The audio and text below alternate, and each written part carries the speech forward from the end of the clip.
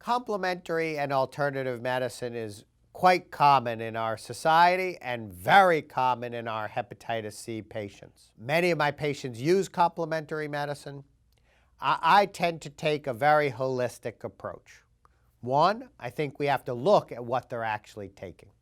And I encourage my patients to bring me their medicines.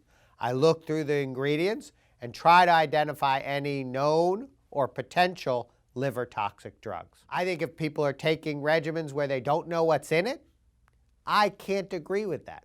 I know many herbalists say that it's a proprietary blend, but I wouldn't put in, if someone gave me a prescription medicine and said, I'm not telling you what's in it, but it's good for you, I believe that it should be buyer beware. The other important issue is complementary medicine while on Hep C therapy.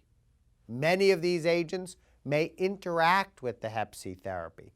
St. John's wort, in particular, will lower the drug levels of all of the Hep C therapies and may lead to treatment failure.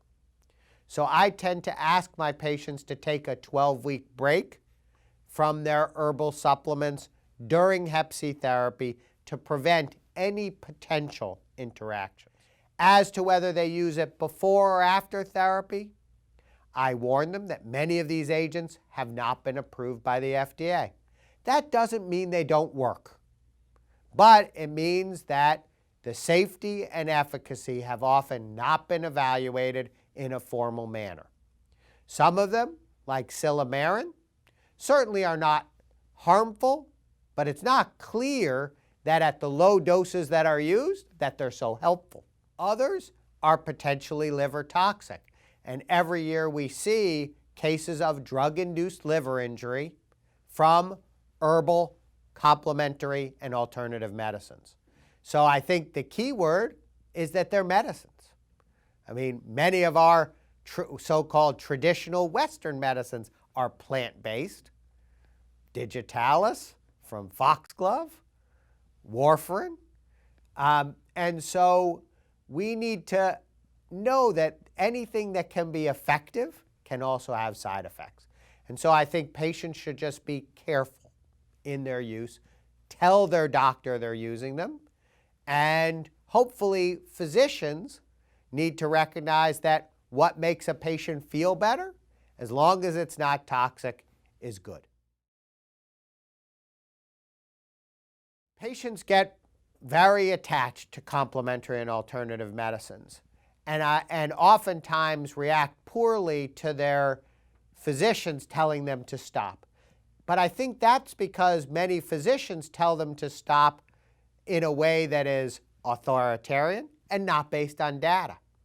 I try to go through the medicines with the patients and identify those that are possibly helpful, unlikely harmful, and possibly harmful.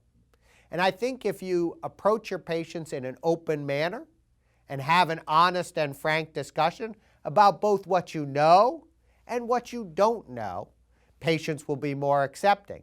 If you say all herbal medicines are a bunch of garbage, you shouldn't take them, then people will either listen to you, some will, but those that don't will have no limits. It's no different than how we counsel people on their weight, on their smoking, on alcohol use. If we do it in a way that accepts their belief system and works with them, and they trust that you're actually interested in their best interest, they will be more accepting.